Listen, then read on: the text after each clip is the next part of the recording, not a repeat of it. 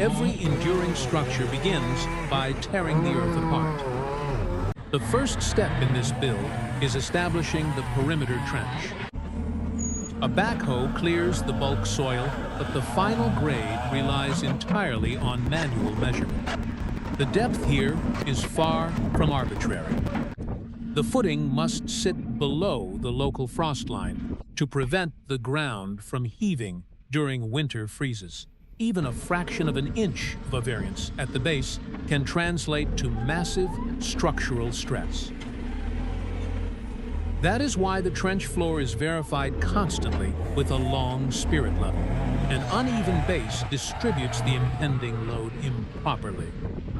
This risks deep fractures in the concrete before a single block is ever laid. The compact soil holds a clean edge, acting as a natural outer mold for the foundation. Getting this geometry perfect sets the baseline for the entire property.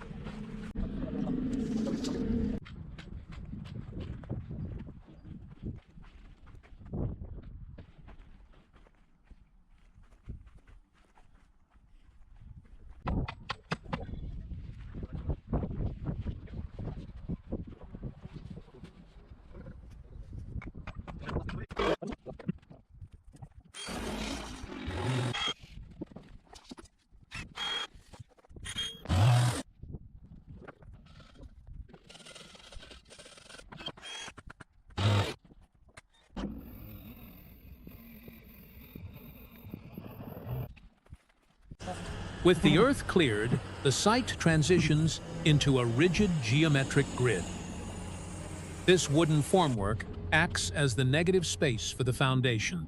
It restrains the immense outward pressure of wet concrete while dictating the exact thickness of the load-bearing walls.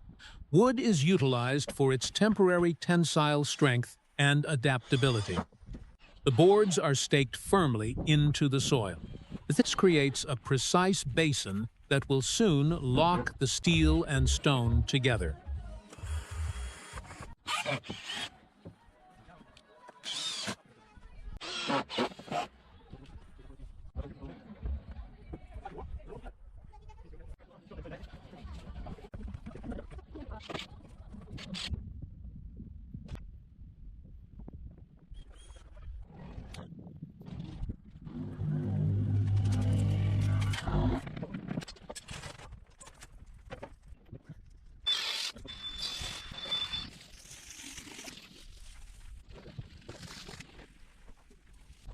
Inside the wooden channels, a skeleton of steel rebar now waits to be submerged. The arrival of the pump truck begins a process that cannot be paused. Wet concrete is remarkably heavy, pushing relentlessly against the wooden forms. As the mix fills the trench, the most critical tool on site becomes the concrete vibrator. This vibrating wand sinks into the slurry to forcefully expel trapped air bubbles. If large air pockets are left behind, they form hidden voids known as honeycombing. These voids drastically reduce the structural integrity of the cured concrete.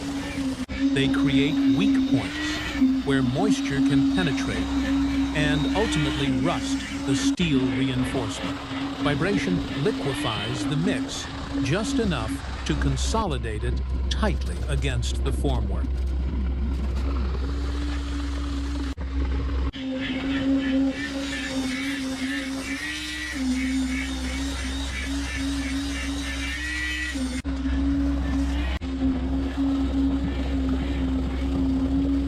The crew moves systematically along the perimeter. They maintain a continuous flow to prevent cold joints. A cold joint occurs when concrete begins to set before the next batch is poured against it. This creates a permanent seam of structural weakness. Managing the heavy pump hose requires constant physical coordination. they must distribute the material evenly. This ensures the steel rebar remains suspended in the center of the mass for maximum tensile support.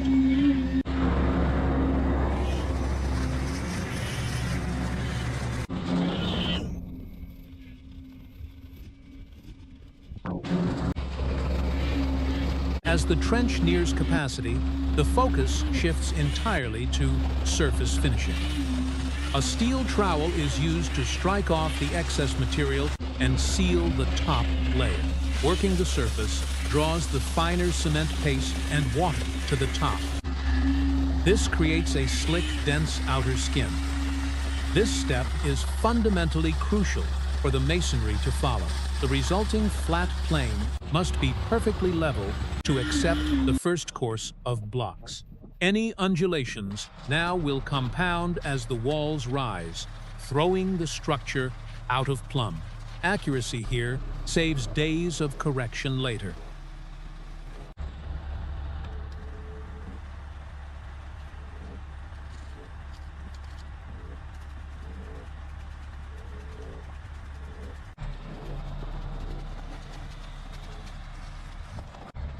A final pass ensures no dry pockets remain near the edges of the formwork. As the pouring concludes, the chemical reaction of hydration begins immediately.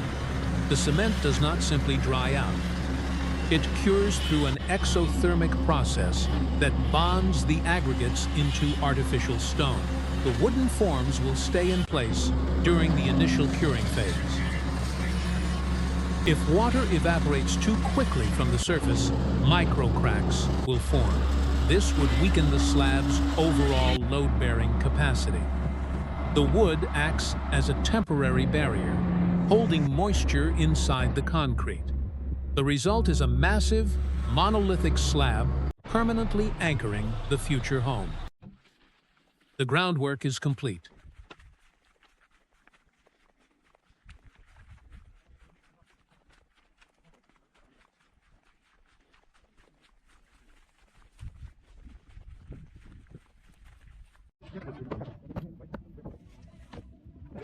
During the critical curing window, the foundation is deliberately misted with water. This replaces surface moisture lost to evaporation. It keeps the chemical bonding process active and prevents thermal surface fractures. As the slab hardens, the primary building material arrives. Pallets of lightweight aerated concrete blocks are lowered onto the site. The first course of masonry is the most unforgiving stage of wall construction. Aerated concrete blocks are significantly lighter than traditional cinder blocks. They are filled with millions of tiny trapped air bubbles that provide exceptional thermal insulation. However, their precise factory geometry demands a flawless mortar bed. A rubber mallet is used to tamp each block down into the mixture. This beds it firmly without shattering the somewhat brittle edges. Constant verification with a spirit level ensures the block is true on all axes. Once the foundational course is locked in perfectly level, the traditional mortar is abandoned. For the subsequent layers, the crew switches to a specialized polyurethane foam adhesive. This foam cures rapidly and bonds fiercely. It eliminates the thermal bridges that thick cement joints typically cause.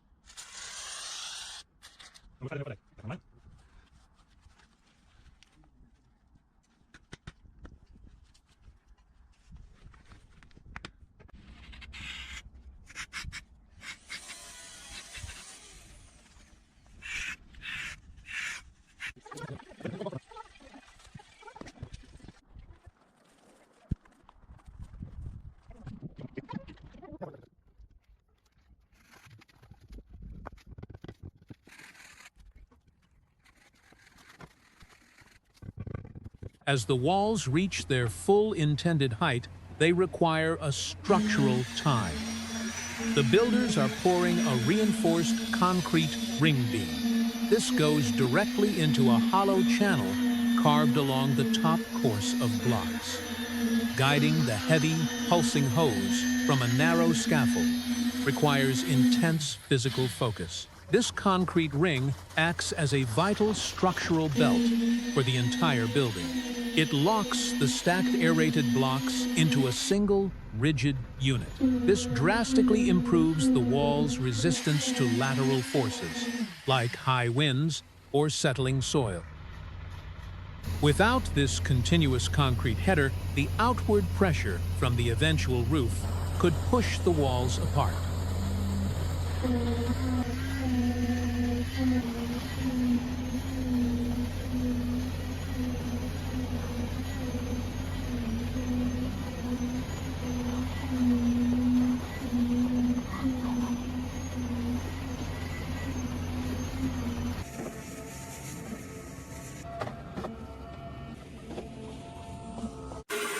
With the concrete ring cured, the wooden roof skeleton takes shape. The reddish-brown hue of the lumber indicates it has been treated with chemical preservatives. This protects the vulnerable wood against future rot and insect damage. These timber beams will transfer the immense weight of the roof down into the load-bearing walls.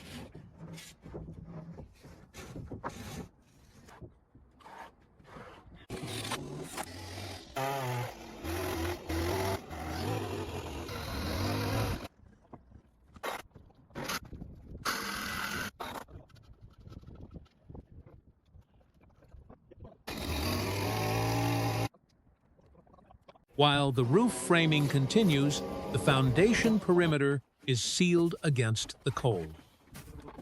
Thick orange extruded polystyrene boards are bonded to the waterproofed concrete. This continuous thermal envelope prevents the slab from absorbing freezing temperatures from the surrounding soil. It is invisible defense.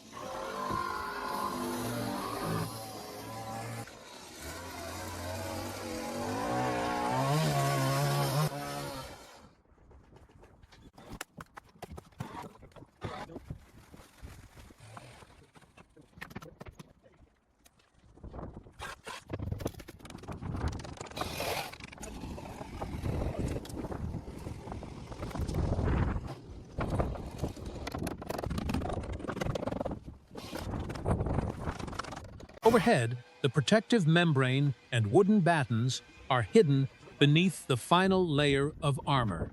Long, standing seam metal panels are methodically locked into place.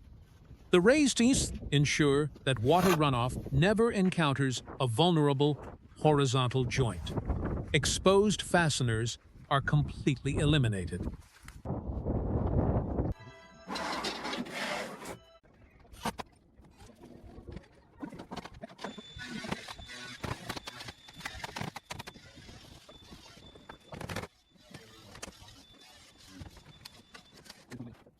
Metal roofing systems must account for thermal expansion. As the dark panels bake in the sun, the steel physically expands. The concealed clips holding the panels to the battens allow the metal to slide slightly. If the panels were screwed down rigidly, the intense thermal expansion would tear the metal. The roof must be allowed to breathe and shift.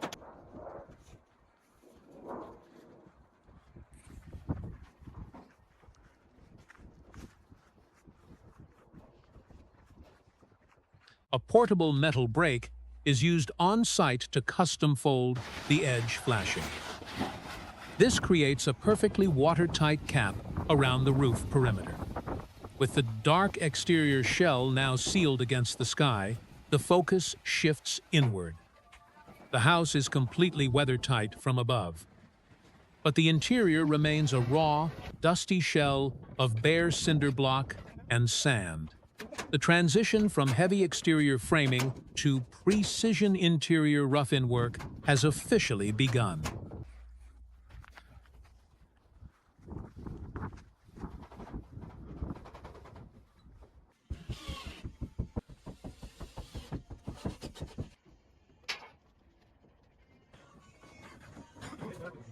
Any structural penetration through a roof is a massive liability for leaks. The skylight requires a complex system of stepped metal flashing. This is meticulously woven into the surrounding roof panels. The metal diverts rainwater completely around the glass unit. It never relies solely on chemical caulking, which inevitably degrades under ultraviolet exposure.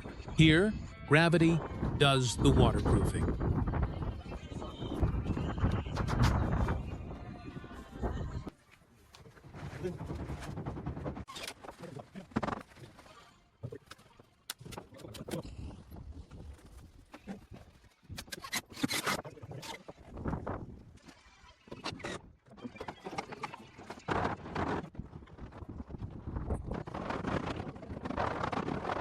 By sealing the ceiling with reflective vapor foil, the upper thermal boundary is established.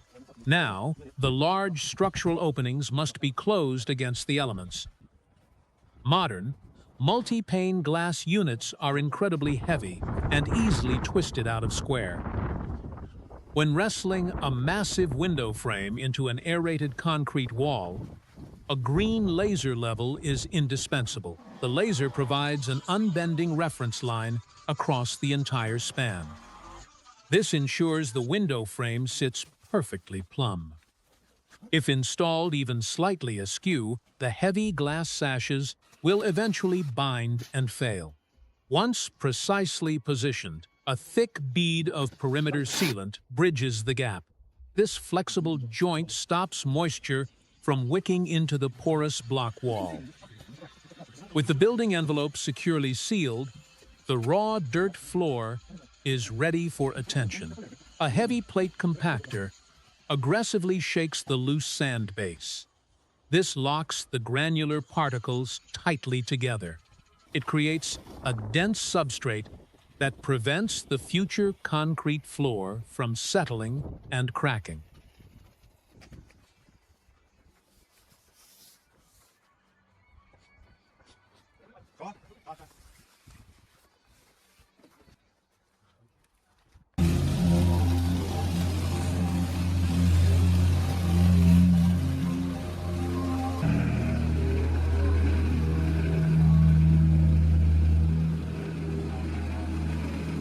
The heavily compacted sand provides a stable, unyielding base for the interior slab.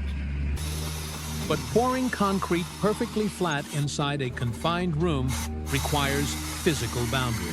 The crew stakes down parallel metal guide rails, known as screed rails. These tracks are embedded directly into the leveled sand. These long, straight edges dictate the exact final elevation of the floor. They will act as precision tracks for the leveling tools.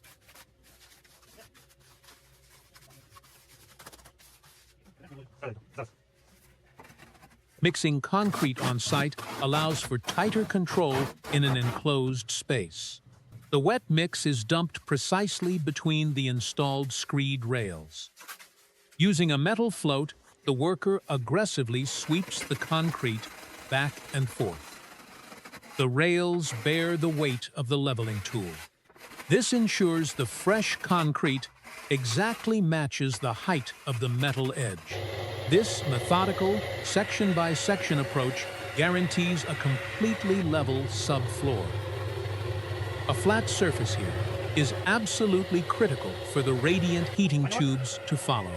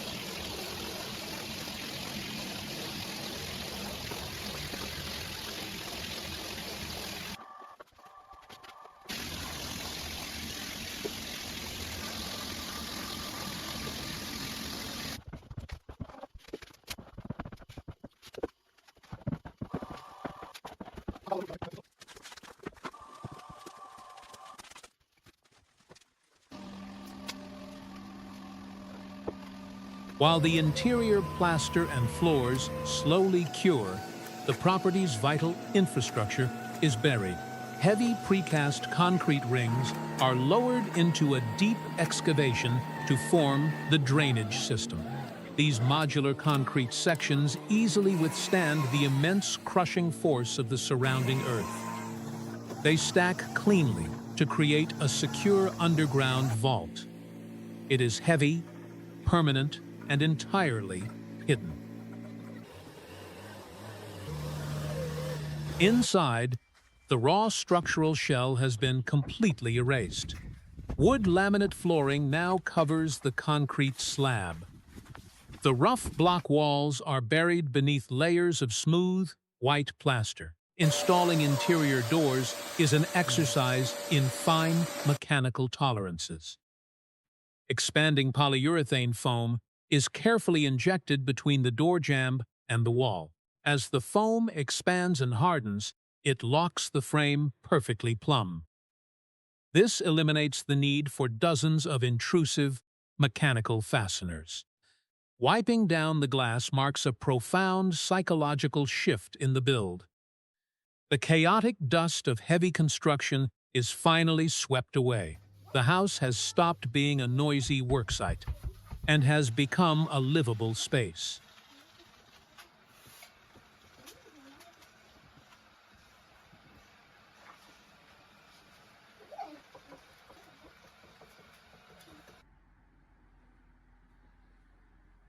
The property boundary receives a highly modern architectural treatment. A 3D printed concrete fence offers intricate layered textures that would be impossible to cast traditionally. But the printed shell alone is inherently brittle. To provide lateral strength, the hollow internal cavities are threaded with vertical steel rebar. They are then packed solid with wet concrete. Welding solidifies the internal steel matrix. This turns a decorative printed shell into a heavy, impact-resistant barricade. Protecting the foundation long-term requires managing the water that falls around it. A shallow trench is dug at the base of the wall for an active drainage system. Rain cascading off the massive metal roof carries immense kinetic energy. Without ground drains, that runoff would violently erode the soil at the base of the walls. The black plastic catch basins collect the immediate surface runoff. They channel the water safely into the buried orange piping network. This smooth pipe carries the bulk water far away from the structure. It prevents hydrostatic pressure from building up against the underground insulation. Managing water is the quietest, most crucial form of long-term home preservation. Water always wins if it is not given a deliberate path to escape.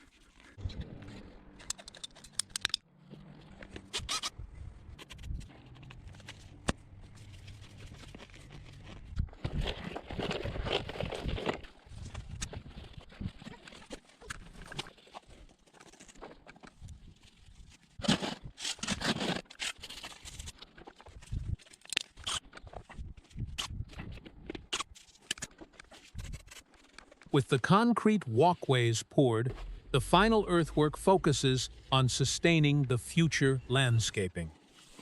Assembling the buried irrigation lines requires tight, leak-proof friction fits.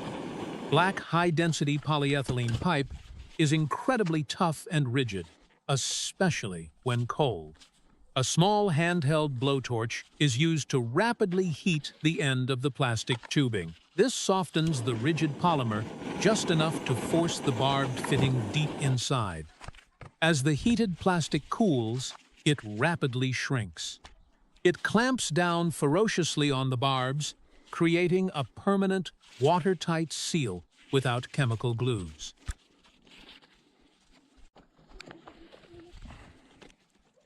The sprinkler heads are threaded onto the network and precisely buried at eventual ground level. A carefully calibrated irrigation system ensures the future lawn develops deep, drought-resistant roots.